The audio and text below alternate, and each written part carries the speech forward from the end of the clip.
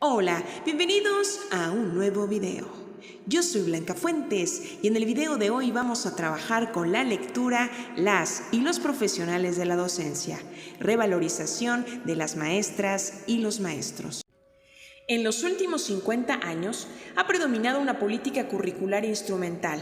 eficientista, centrada en los resultados del proceso de enseñanza y aprendizaje, con un tipo de evaluación estandarizada que ha ignorado tanto a los procesos formativos como a los sujetos de la educación y los contextos particulares en los que se realiza el trabajo educativo de las escuelas.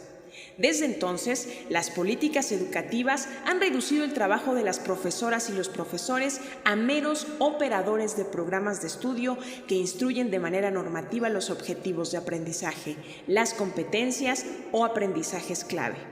los contenidos y las orientaciones didácticas, así como los criterios de evaluación y la bibliografía que debe seguir el magisterio de manera homogénea y obligatoria en todas las escuelas del país, sin considerar la diversidad formativa, cultural, étnica y de género o las características particulares del territorio en las que trabaja, incluyendo su condición social, económica, familiar, de salud y sus aspiraciones. Con los años se han agregado más actividades al trabajo docente en el aula.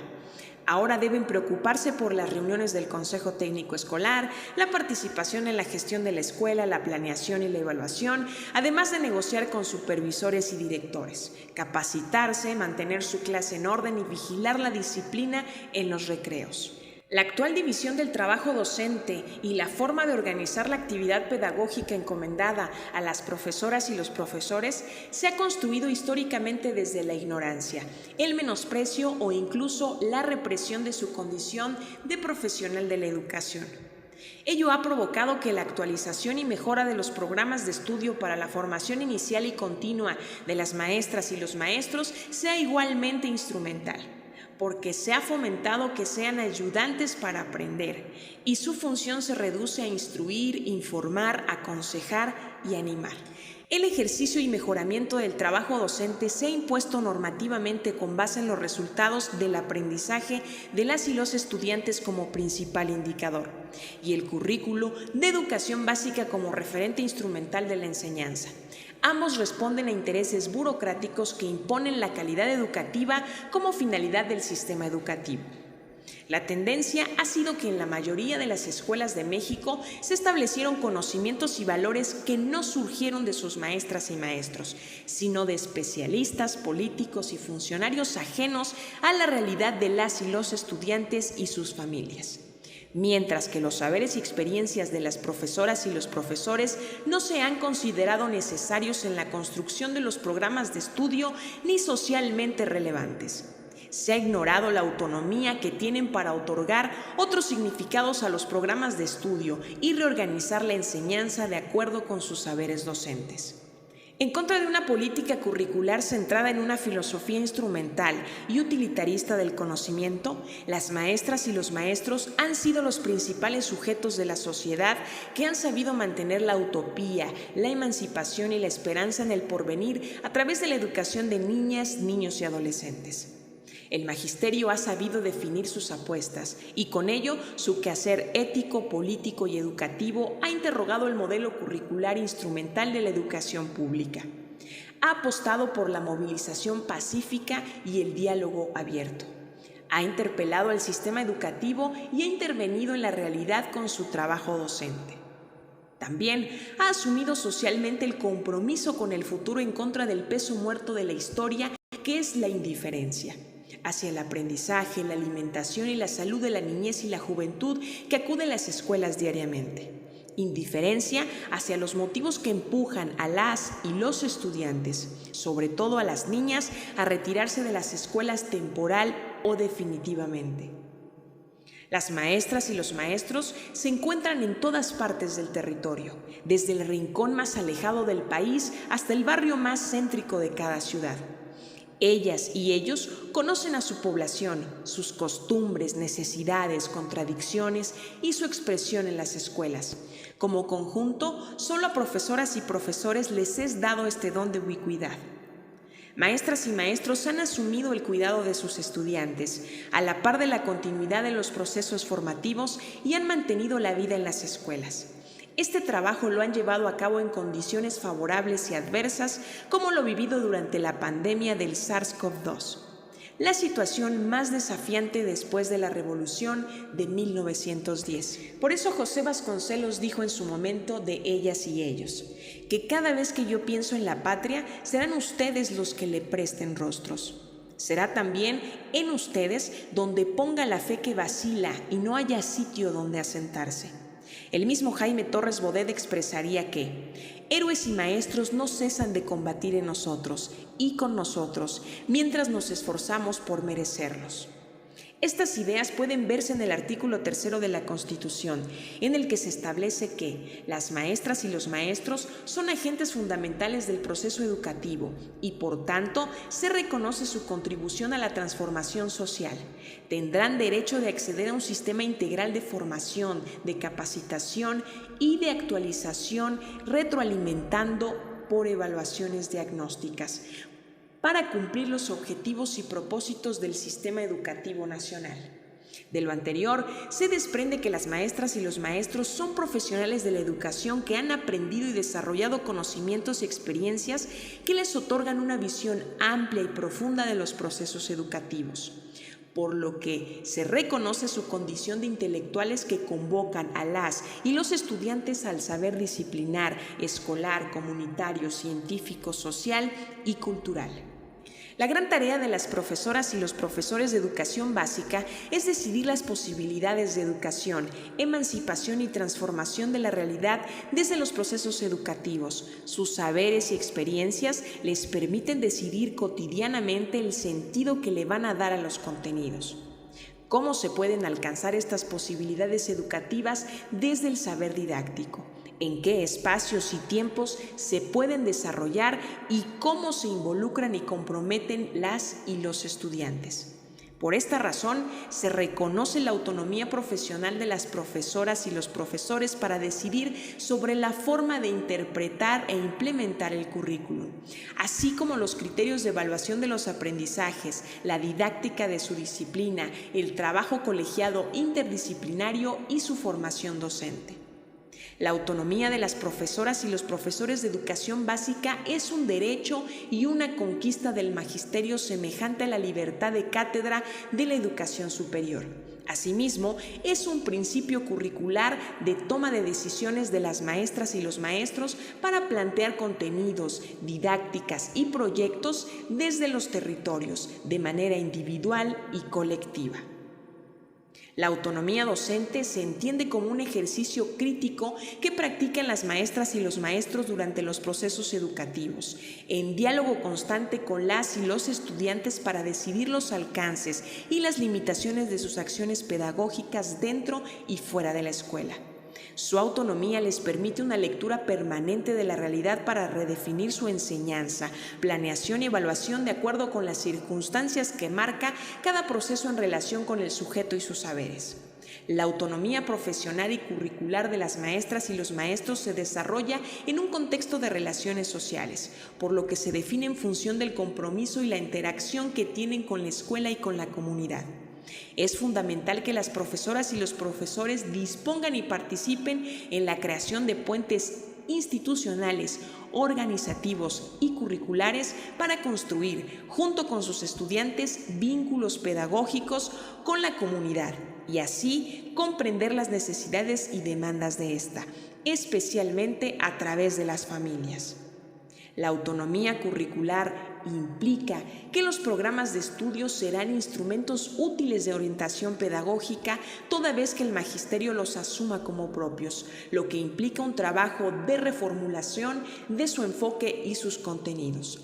Esto significa que tienen la libertad de resignificar los contenidos de los programas de estudio y los materiales educativos con el fin de replantearlos de acuerdo con las necesidades formativas de las y los estudiantes, considerando las condiciones escolares, familiares, culturales, territoriales, sociales, educativas, ambientales, de género y diversidad sexual en las que se ejerce la docencia.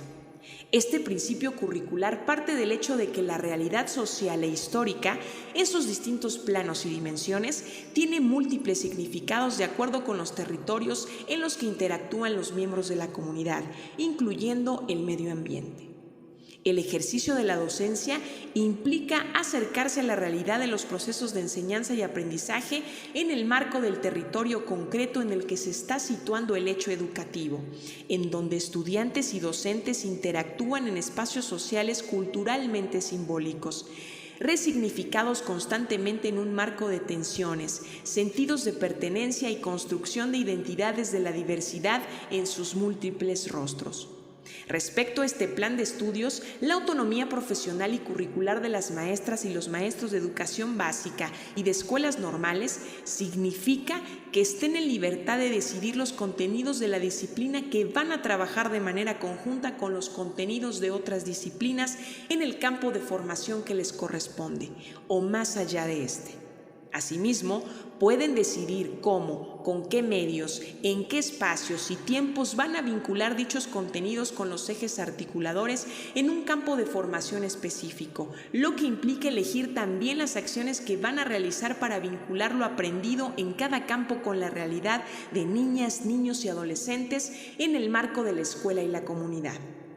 El organizador curricular de la relación entre los contenidos del campo formativo con los ejes articuladores se construye a partir de la realidad que viven las y los estudiantes desde lo local a lo mundial, la cual requiere que se problematice en la forma de un tema, problema o situación, como podrían ser el lugar que tienen los robots en el presente, el maíz en la alimentación de las y los mexicanos, la contingencia ambiental urbana o la pérdida de las lenguas indígenas en la comunidad. La definición de estos temas o problemas de la realidad, así como el método y la profundidad con que se aborden los contenidos y los ejes articuladores para trabajar dichos temas, se hace a partir de la deliberación de profesoras y profesores entre sí, junto con sus estudiantes.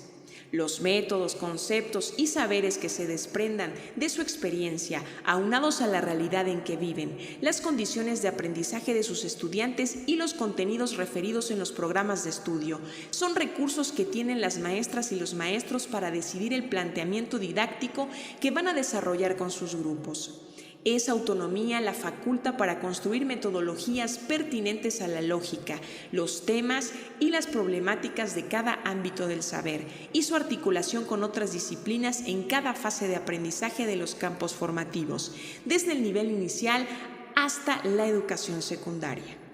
En función de lo anterior, la autonomía curricular permite a las profesoras y los profesores decidir sobre la planeación que realizan para organizar la enseñanza, así como la evaluación de los aprendizajes. Un aspecto central de la autonomía docente es que pone condiciones para definir las estrategias de articulación del trabajo colegiado de manera disciplinar e interdisciplinar. Esto implica que, en conjunto con sus estudiantes, maestras y maestros discutan, diseñen e inicien diversas acciones que integren tanto saberes como proyectos que respondan a problemas de la realidad en la forma de experimentos, prototipos, obras artísticas, investigaciones, entre otros, con diversos propósitos disciplinares, escolares o comunitarios. La autonomía profesional y curricular del magisterio es una construcción social que tiene como base el conjunto de saberes docentes estrechamente relacionados con las condiciones formativas, históricas, sociales, interculturales, plurilingües y profesionales en donde realizan su enseñanza. Estos saberes docentes son las prácticas, ideas, juicios, discursos y argumentos diferenciados que le dan sentido al trabajo de las maestras y los maestros. Les permiten tomar decisiones respecto a los contenidos del programa de su nivel, grado y fase educativa más allá del dominio de una disciplina, tecnología o metodología de la enseñanza, pues están situados dentro de la realidad territorial, social e histórica en la que se desenvuelven, pero que en todos los casos tienen como finalidad el interés continuo de niñas, niños y adolescentes, así como de cualquier otro miembro de la comunidad. Los saberes de las maestras y los maestros en el espacio social del aula, la escuela y la comunidad les permite pensar las matemáticas, la biología, la geografía, la literatura, la química o las artes desde las relaciones de género, clase o etnia, así como desde las interacciones culturales. La confluencia de los tiempos marcados en el calendario escolar con los espacios en donde se realizan las experiencias de aprendizaje como el aula, la escuela, la casa, la naturaleza o la comunidad en general permiten conectar saberes, formas sociales y culturales del pasado con el presente e incluso perfilar esos saberes en el futuro a través de la acción sobre la realidad, así como su transformación. Esta es la razón por la que las experiencias formativas deben ser significativas para las y los estudiantes y para sus maestras y maestros. De ahí la relevancia de la escuela como responsable de transmitir a las nuevas generaciones, a través del diálogo, los valores, reglas, tradiciones, herencias simbólicas, saberes y relaciones históricas locales, regionales, nacionales y universales. Por lo tanto, en las prácticas educativas de la enseñanza y del aprendizaje son igual de importantes la lectura, la aritmética y la ciencia, junto con la tierra, los ríos, el hogar, el cuerpo, los saberes ancestrales, la arquitectura, las fiestas del pueblo, el barrio, la colonia, los espacios de convivencia y, en algunos contextos, los tiempos de producción de la localidad, los cuales son constantemente resignificados e incluso replanteados, tanto por las y los estudiantes como por las maestras y los maestros. El proceso de enseñanza y aprendizaje se refiere siempre a la relación entre el ser humano con el medio ambiente inmediato que, en el caso del proceso inicial de la enseñanza de la lengua, se tendría que asumir como un punto de partida en la capacidad de conocimiento que tienen las niñas y niños sobre su contexto, sea este urbano o rural, al igual que su habilidad para expresar conocimientos a través de su propio lenguaje, pero teniendo como perspectiva el aprendizaje de múltiples lenguajes, científicos, tecnológicos, digitales, la lengua materna y extranjera, entre otros. Esta perspectiva de trabajo está relacionada con un sistema de formación docente cuyo currículo responda a la diversidad de realidades sociales, educativas y territoriales de la educación básica. Por ello se reconoce la autonomía académica, curricular y de gestión de las escuelas normales para decidir sobre sus planes y programas de estudio a través del Consejo Nacional de Autoridades de Educación Normal. Y esto ha sido todo. Nos vemos en un próximo video. Gracias y hasta la próxima.